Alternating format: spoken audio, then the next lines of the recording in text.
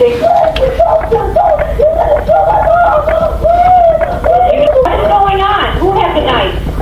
My sister, and I just woke up because I was young. Nobody needs to see that. No, you're right. Yeah, it's just... That charge alleges that on or about Friday, November 16th, 2012, in Lake County, the city of Willoughby Hills, state of Ohio, you, Sabrina Ann Zunich, did purposely cause the death of Lisa Knafel. Coffee and crime. Hello everyone, I hope you're all doing well. My name is Alex, and this is my first YouTube video. I have a passion for crime stories, which is why I've decided to create this YouTube channel to share these gripping narratives with you. Grab yourself a hot coffee and let's dive into the video together, where we'll delve into the chilling case of Sabrina Zunick. Listen closely.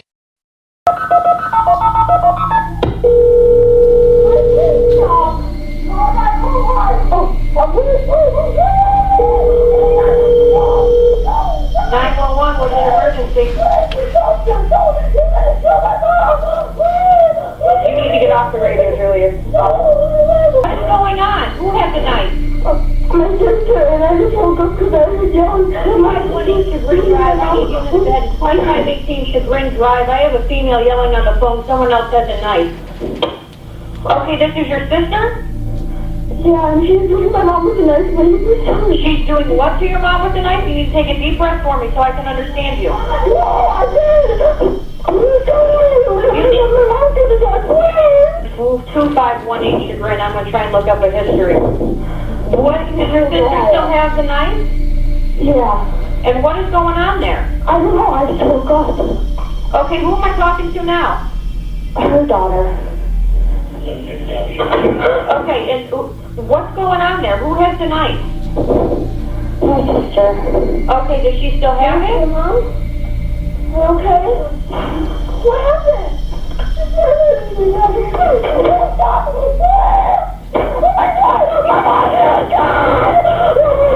What's going on? Hold on. You're going to have to take a deep breath. I cannot understand you. Why is your mom going to die? What happened? I don't know. Is someone hurt? She's still stabbing my mom. She stabbed your mom? Yeah. Please, 2518 Chagrin Drive. I have a female with stab wounds. Attention. No ambulance is needed. 2518 Chagrin Drive for a female with stab wounds. Willoughby Hills Fire. Clear at 118. Is she breathing at all? Yeah, she can hear her. Where's your sister at? Sounds like she's still in the house.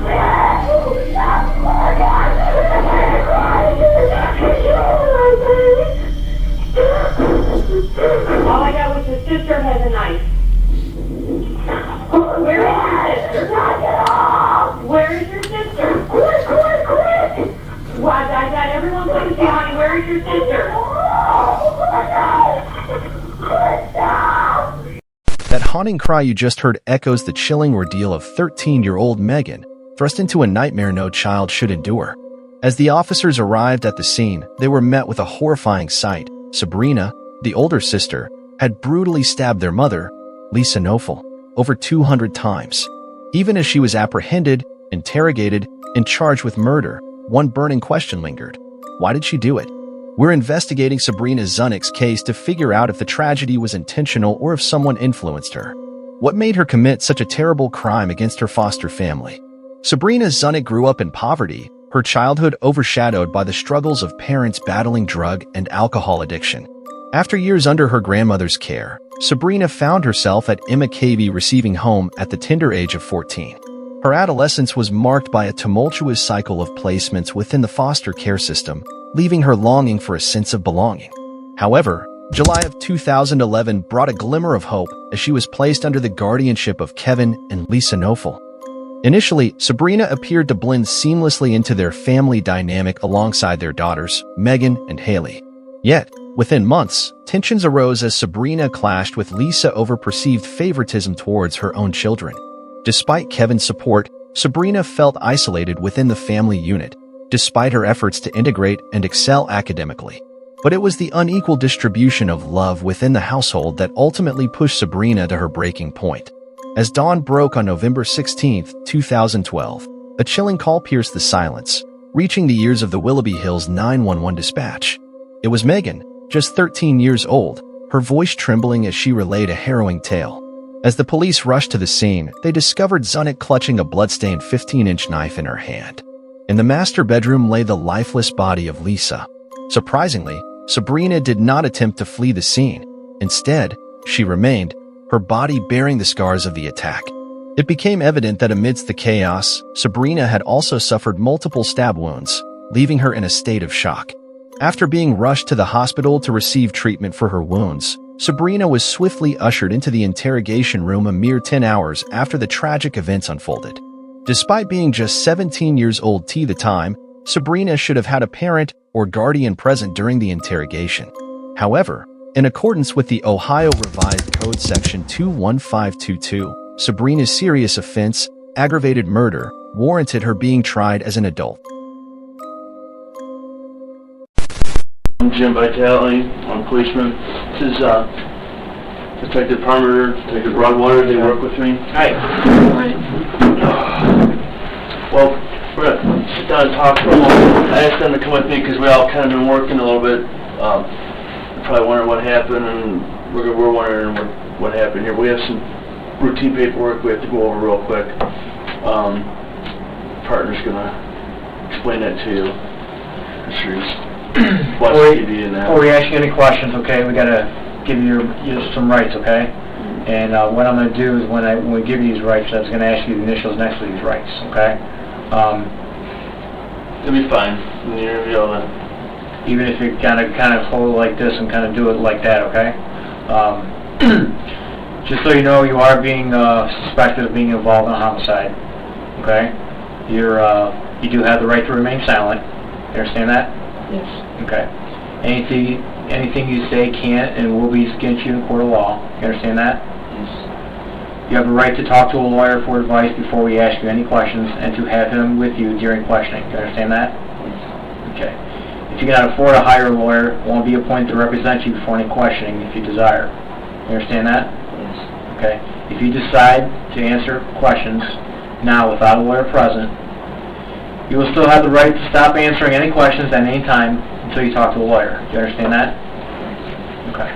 What you need to do is just initial right there. I can't see. oh, yeah, it's yours, glasses. That's just what we read to you right here. You need to put your initials there, please. I'm going to put them here for you. What's your initials? SB. SB? SB. SZ, okay. You understand everything that I read to you today? Mm-hmm. Okay. What grade are you in right now? 12th grade? What kind of grades do you get in school? 3.3. 3.3? You read and write the English language? Mm-hmm. Do you read and write the English language? Yes. Okay, you understand everything that I'm saying to you right now? Yes. Okay.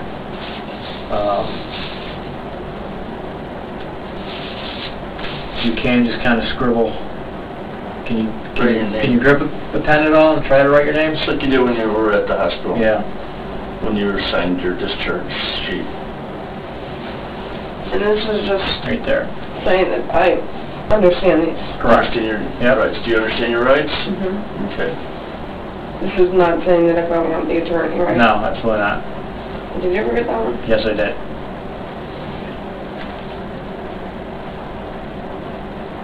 Second one? Second one, yep.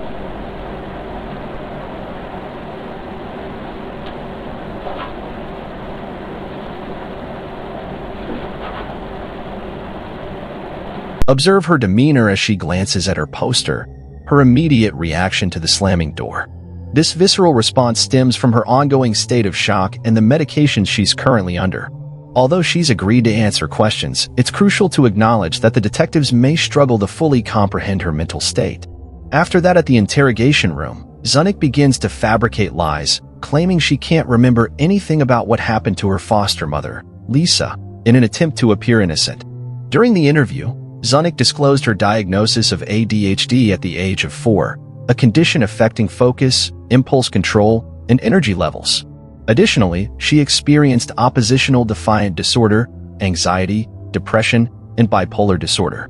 While these conditions may contribute to memory loss, they do not fully justify Zunick's claimed inability to recall the events of the previous night. As the investigation progresses, it becomes increasingly apparent that Zunick's memory loss claim is dubious. While she can recall others' actions in detail, her own involvement remains conveniently blank. This raises suspicions of a more sinister motive, feigning insanity. Criminals often use memory loss as a tactic to avoid discussing uncomfortable topics, conveniently omitting vital details. For Zunick, anything related to the events of the previous night appears conveniently forgotten. Recognizing the need for a breakthrough, officers shift their focus to discussing the individual closest to Zunick, her foster father, Kevin. Kevin was the only person Sabrina trusted during difficult times, particularly when Lisa favored her own daughters. Officers aim to address this critical issue in hopes of triggering Sabrina's memory. What is your thoughts on that she is not alive? Maybe you didn't understand. That's what we're talking to you about. She didn't kill me. She's dead.